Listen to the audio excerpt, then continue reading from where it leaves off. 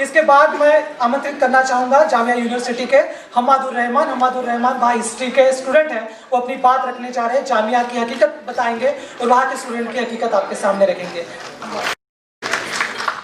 अस्सलाम वालेकुम, good afternoon, आदाब।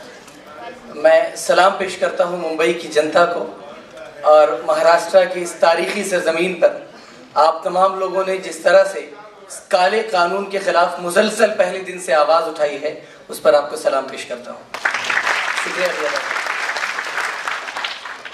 दोस्तों, NRC, CAA और NPR पर छात्र विरोध कर रहे हैं पूरे हिंदुस्तान में, irrespective of religion, race, caste, sex, place of birth. ये इस बात का प्रतीक है कि हिंदुस्तान बदल रहा है। हिंदुस्तान अपने अंदर एक रेवोल्यूशन चाहता है, आज़ादी के नारे लगा रहा है। हिंदुस्तान अमन आश्ती और मोहब्बत की फिजा को एक बार फिर से कायम करना चाहता है। मैं जामिया मिल्लिया से आया हूँ। बहुत मिले जुले जज्बात पहले दिन से हैं और एकदम स्केटर्ड ख्यालात हैं, बिल्कुल बिखरे हुए ख्यालात। गम भी था, गुस्सा भी था और खौफ भी था, लेकिन वो फेयर साइकोसिस जब पूरे हिंदुस्तान में आप जैसी आवाम को देखता हूं तो चुटकियों में दूर हो जाती है। दोस्तों, ये NRC और CAA ये बहुत एक शगुफा उन्होंने छोड़ रखा है। मोदी जी ने अभी लास्ट टाइम गए थे साउथ में तो कह के भी आए हैं कि पाकिस्तान को कोसिए आप, वहां पर प्रताड़ित हिंदुओं और गैर मुस्लिमों, मुसलमान के अलावा जितने 6 रिलीजन के लोग हैं उनके खिलाफ क्यों बोल रहे हैं। मोदी जी असल में इससे एक भ्रम फैलाने की कोशिश कर रहे हैं। एक बहुत बड़ी फिलॉसफी है द बिग लाई। आप एक बड़ा झूठ बोल दीजिए और आवाम तक पहुंच जाए, उसका डाउनवर्ड फिल्ट्रेशन मासेस तक हो जाए और उसके बाद कंफ्यूटेशन ऑफ एरर, उस गलती की तरदीद में बातें कहते रहे लोग। लेकिन आपके पास मीडिया है, आपके पास गोदी मीडिया है, ची न्यूज है, सब कुछ है, कितना करेंगे कंफ्यूटेशन ऑफ एरर। हमारी बात कई बात पहुंच। तो मोदी जी का एक फलसफा, ये जर्मन फलसफा है द बिग लाई का, और इसको हिटलर ने इस्तेमाल किया था कि एक बार झूठ बोल दो, आवाम में प्रचारित हो जाएगी, तो लाख लोग बाद में उसकी तरदीद करते रहे, मना करते रहे कि ये बात नहीं है। लेकिन हमारी बात तो भक्तगण IT सेल में लगा हुआ है कि नेटफ्लिक्स मिल रहा है। तो दरअसल इस मानसिकता को जज्बातियत में नहीं आना है, इमोशनल यकीनन होना है। और माएँ, बहनें, बुजुर्ग, हर वर्ग के, हर जाति समुदाय के लोग जिस तरह से इस ड्रैकोनियन एक्ट के खिलाफ आ रहे हैं, ये दिखा रहा है कि हिंदुस्तान एक कंपोजिट कल्चर, एक इंक्लूसिव कल्चर का देश है और इस इंक्लूसिवनेस को तोड़ने की राह में जो भी आएगा उसका हर हाल में और हर कोशिश से मुकाबला किया जाएगा। प्रताड़ना की बात कर रहे हैं, एक शिक में बहुत ज्यादा उसकी लीगैलिटीज में, मैं जहां भी गुफ्तगू करता हूं उसकी लीगैलिटीज पर हरगिज गुफ्तगू नहीं करता हूं। मैं हिस्ट्री का स्टूडेंट हूं। मैं हमेशा आइडिया ऑफ इंडिया पर और हिंदुस्तान की जो साझी विरासत और साझी यहाँ की तहजीब रही है उस पर गुफ्तगू डालने की कोशिश करता हूं। लेकिन एक बात जो मोदी जी बहुत ज्यादा, अमित शाह जी ने जिस तरह से सीना ठोक करके कहा है राज्यसभा में कि हम इससे प्रताड़ित हिंदुओं को और दूसरे समुदाय के लोगों को हिंदुस्तान में जगह देंगे, ये बात प्राइमा फेसिया बिल्कुल बुनियादी तौर पर गलत है। क्योंकि आप एक तरफ उस शिट में ये बात भी कह रहे हैं कि 31 दिसंबर 2014 से पहले एक क्लॉज उसमें मौजूद है, जो लोग आए हैं उनको हम सिटीजनशिप दे रहे हैं। एक तो ऑलरेडी 1955 में जो सिटीजनशिप एक्ट बना है उसके हिसाब से, चाहे कांग्रेस का दौर हो चाहे भाजपा का दौर हो, जो हिंदुस्तान में सिटीजनशिप देने का प्रोसेस है उसके तहत लोगों को हमेशा दिया गया है। और पाकिस्तान से जो भी लोग आए हैं, कांग्रेस ने तो मनमोहन सिंह को प्राइम मिनिस्टर भी बनाया है, वो पाकिस्तान से ही आए थे। तो हिंदुस्तान हमारा एक ऐसा देश है, मैं कांग्रेस की तारीफ हरगिज नहीं कर रहा हूँ और उसको कंडेम भी करता हूँ जिस तरह से राजस्थान में हमारे इनफैंट बच्चे मर रहे हैं। मैं अपने हिंदुस्तान की खूबसूरती बता रहा हूँ कि हमारे हिंदुस्तान ने पूरी दुनिया के लोगों को एकोमोडेट किया है। लोग बुनियादी फलसफा भूल गए विवेकानंद का। विवेकानंद को ये लोग हर स्टेज से इंडोर्स करते हैं। विवेकानंद ने शिकागो में जो स्पीच दी थी उसको ये चेस्ट थंप करके हर जगह बयान करते हैं। विवेकानंद ने क्या कहा था कि हिंदुस्तान एक ऐसा देश है जिसने पूरी दुनिया के हर कम्युनिटी को अपने यहाँ एकोमोडेट किया, अपनी बाहें फैला करके सबका इस्तकबाल किया। विवेकानंद के उस फलसफे को भूल गए हैं। विवेकानंद के इस देश को, और विवेकानंद को दूसरे स्टेज से यूज भी करते हैं जब अपने हिंदुत्व के मकसद को इस्तेमाल करना होता है। इनके इस दोहरे चरित्र को हमें समझना पड़ेगा। हिंदुओं की, जो हिंदू प्रताड़ित हैं, जो मुसलमान प्रताड़ित हैं, जो सिख प्रताड़ित हैं, हर प्रताड़ित शख्स को आप दीजिए, यूएन का रिफ्यूजी कन्वेंशन है, उस पर आप दस्तखत कर दीजिए ना, हस्ताक्षर करिए, ले आइए, सबको बाहें फैला दीजिए सबके। हम तो उनको अगर 2 रोटी खा रहे हैं, 1 रोटी खा रहे हैं, तो आधी आधी शिरकत करने के लिए तैयार है। आप प्रताड़ित लोगों को जगह दीजिए हिंदुस्तान। लेकिन आपकी ये पॉलिसी आपके मुल्क में रहने वाले एक खास समुदाय और कम्युनिटी के एक्सक्लूजन पर उसकी बुनियाद ना हो, क्योंकि सभी का खून है शामिल यहाँ की मिट्टी में, किसी के बाप का हिंदुस्तान थोड़ी। हिंदुस्तान का जो बुनियादी आइडिया है, जो इंक्लूसिवनेस का आइडिया है, उसमें जहां पर एक तरफ गांधी जी नजर आते हैं, जहां पर कश्मीरी पंडित जवाहरलाल नेहरू नजर आते हैं, तो दूसरी तरफ मौलाना अबुल कलाम आजाद और मौलाना मोहम्मद अली जौहर उनके साथ खड़े हुए नजर आते। अगर एक तरफ बिस्मिल है तो अशफाकुल्लाह खां उनके साथ अंग्रेजों के खिलाफ अपनी गर्दन कटाने के लिए तैयार खड़े हैं। ये इंक्लूसिवनेस है हिंदुस्तान का।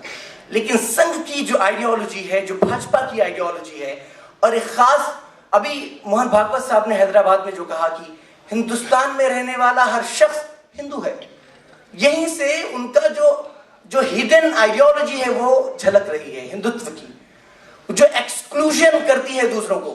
1 नेशन, 1 रिलीजन, 1 आइडियोलॉजी, 1 लैंग्वेज, सब कुछ एक ही चाहिए हो। हिंदुस्तान का जो बेसिक फलसफा है वो डाइवर्सिटी है। एक सिख भाई अपने साथ किरपान रखे, अपने नारे लगाए, अपने लिबास पहने। एक हिंदू भाई जय श्री राम के नारे लगाए, अपना गेरुआ रंग जो अध्यात्म का रंग है, जो रूहानियत का रंग है, जिसको इस ढोंगी हुकूमत ने बर्बाद करके रख दिया है, उस रंग की अपमान कर रहा है। ये रंग पहने हमारा हिंदू भाई, अपने नारे लगाए। एक मुसलमान अल्हम्दुलिल्लाह और इंशाअल्लाह कहते हुए कुर्ता पैजामा और दाढ़ी रखे, और सब आपस में गले मिल करके इस हिंदुस्तान की ताबीर करें। यही तो हिंदुस्तान का फलसफा था, यही तो हिंदुस्तान की फिलॉसफी थी। और इसी के लिए तो हमारे देश के स्वतंत्रता सेनानियों ने अपनी जान की आहुति और कुर्बानी दी थी। इस आइडिया के खिलाफ हमें लड़ना है।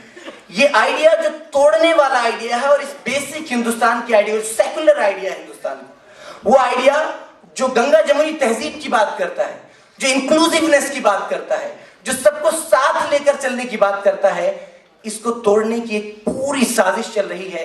CAA, NRC, NPR, तो उसका कल्बिनेशन है दोस्तों। ये एक चरम सीमा है इस हिंदुत्व के आइडियोलॉजी। 1925 ऑनवर्ड इन्होंने जिस तरह से डिसिप्लिन्ड वे में कोशिशें किया, महाराष्ट्र के आपसे बेहतर कौन जानते, नागपुर बगल में,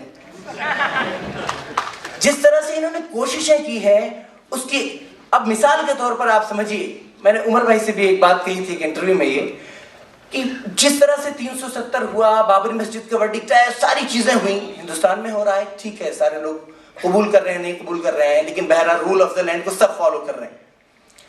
लेकिन छोटे छोटे स्कूल्स में जिस तरह से छोटे छोटे बच्चों के दरमियान खाइयां पैदा हो रही हैं, एलियनेशन और अदरिंग की भावना पैदा हो रही है, हिंदू भाई मुसलमान को शक की नजर से देख रहा है। छोटा बच्चा, द हिंदू में एक आर्टिकल छपा था, अनदर बॉय ऑफ क्लास, उसमें यही बात बताया उस आर्टिकल के लिखने वाले ने कि एक हिंदू छोटा सा बच्चा है, वो एक मुसलमान अपने छोटे भाई को देखता है और उसके तई एलियनेशन और अदरिंग की भावना रखता है। ये जहर जो एक छोटे से बच्चे के अंदर, गांव के किसान के अंदर, उसके असल इशू से, उसकी पढ़ाई के इशू से, उसके खेत और खलियान के इशू से, उसकी इकोनॉमिक्स और उसकी माशियत और उसकी रोजी रोटी से हटा करके उसको जो उलझाया जा रहा है, इस साजिश को समझने की जरूरत है। तभी हिंदुस्तान की उस इंक्लूसिव स्ट्रक्चर को बचाने की पूरी कोशिश की जा सकती है। NPR, NRC, यकीनन उन्होंने बहुत बड़ी गलती कर दी, छेड़ दिया है, और शायद छेड़ करके अब कितना कंफ्यूज हो गए आप बताइए। ट्विटर हैंडल पर ये खुद कह रहे हैं कि हम एक कदम भी पीछे नहीं हटेंगे। इसका मतलब है हम सिर्फ एक कदम नहीं हटेंगे बल्कि ऐसा बढ़ जाएंगे। इतने कंफ्यूज हैं कि नरेंद्र मोदी जी दूसरी बात कह रहे हैं रामलीला के मैदान से, अमित शाह जी राज्यसभा में और सारे टेलीविजन पर जाकर सबको उन्होंने दिया इंटरव्यू, देखा आपने एजेंडा आज तक से, सबको कहा कि हम क्रोनोलॉजी समझ लीजिए, क्रोनोलॉजी समझ लीजिए, और मोदी ने जाकर के सबसे बड़ा झूठ बोल दिया। इस साजिश को ये भ्रमित करना, मैंने पहली बात कही थी, क्योंकि मीडिया उनके साथ है, इस चीज को समझ लेने की जरूरत है। जो खबरों का डाउनवर्ड फिल्ट्रेशन होता है, मैं एक गांव से आता हूं अयोध्या के पास से, वहां अमर उजाला और दैनिक जागरण पढ़ा जाता है। उसके पहले 3 पेजेस को आप उठाइए और खबरों का आप एनालिसिस करिए, देखिए कि किस तरह से लोगों के जहनों में, मासेस के जहनों में, द हिंदू और इंडियन एक्सप्रेस शहरों की तरह सब नहीं पढ़ते हैं। उन अखबारों को पढ़ करके, गोदी मीडिया को देख करके, लोगों की जो पब्लिक ओपिनियन जिस तरह से शेप हो रही है, राय आम्मा जिस तरह से हमवार हो रहा है, उसको टेकल करने की जरूरत है। तभी हिंदुस्तान में इंक्लूसिवनेस को बरकरार रखा जा सकता है। यकीनन मैं तो इसको बहुत ही खुशाइंद और बहुत ही अच्छी चीज समझता हूं कि अगर इतना बड़ा अटैक नहीं करते हिंदुस्तान के इस दस्तूर पर, हिंदुस्तान की इस आईन पर, तो शायद हम तक अभी भी ख्वाब गफलत से बेदार नहीं होते। जो हम एक स्लम्बर था किस्म का, बहुत ही गहरी नींद में सोए हुए थे, एक के बाद अपने हिडन एजेंडास को नाफिज करते जा रहे थे। आखिर उन्होंने एक बड़ा स्ट्रोक मार करके हमें जगा दिया है और हिंदुस्तान की जनता अब जाग गई है, अब इनको भी पता चल गया है। और मैं समझता हूं जामिया में हम लोग 22 दिन से प्रोटेस्ट कर रहे हैं लगातार। मुझसे मीडिया वाले बार बार यही सवाल करते हैं कि आखिर कब तक करोगे? उनकी भी टीआरपी अब नहीं आते हैं, शुरू में बहुत जम के आते थे, अब 2-4 चले आते हैं एनडीटीवी वगैरह, वरना बहुत कम आते हैं। तो मीडिया वाले खबरों को सिलेक्टिव चॉइस, मैं भूल गया यार, पर्ची आपने दी, मैं कुछ बात कहना चाहता था इंपॉर्टेंट। चलिए खैर कोई बात नहीं, मैं शायद कह चुका जो बात कहना चाहता था। आखिरी बात यही है कि गांधी जी ने जो कंस्ट्रक्टिव प्रोग्राम दिया था जंग आजादी में, जब हिंदुस्तान लड़ रहा था, गांधी आए अफ्रीका से, पूरी दुनिया को देखा था गांधी ने, एक इंक्लूसिव आइडिया दिया कि हिंदुस्तान में आप इस आइडिया पर चल करके हिंदुस्तान को बना सकते हैं, हिंदुस्तान को चला सकते हैं, क्योंकि गांधी देख रहे थे कि कितना डाइवर्स कल्चर है। गांधी ने कहा, जो एक कंस्ट्रक्टिव प्रोग्राम दिया था, उसकी सबसे मजबूत शिफ्ट थी कि हिंदू मुस्लिम यूनिटी की जाए, सोसाइटी के लेवल पर मजबूती पैदा की जाए, क्योंकि आपको लड़ाने की कोशिश उन्होंने की थी, अंग्रेजों ने, और अपने जाने के बाद अपने वफादार छोड़ गए और वफादार मजबूत, वो आज भी आपको तोड़ने की कोशिश करेंगे। अपने गांधी को तलाश करने की जरूरत है, कंस्ट्रक्टिव प्रोग्राम बनाने की जरूरत है, और हिंदुस्तान को एक बार फिर इस मानसिकता से, तोड़ने वाली मानसिकता से, डिवाइसिव मानसिकता से एक बार फिर आजाद करना है।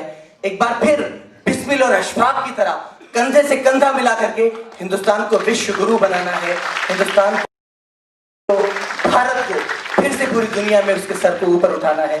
जय हिंद, बहुत बहुत शुक्रिया। मैं आखिर में जाते जाते इजाजत चाहूंगा आपका, एक नज़म है मोदी जी के झूठ पर, शायद बहुत फिट आएगा।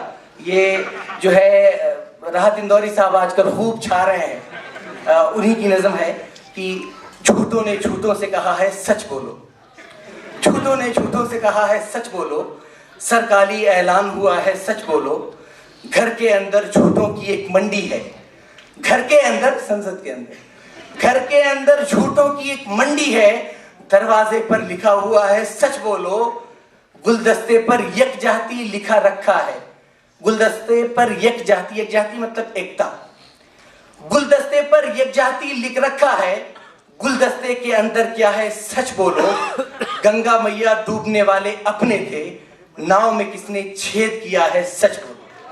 बहुत बहुत शुक्रिया।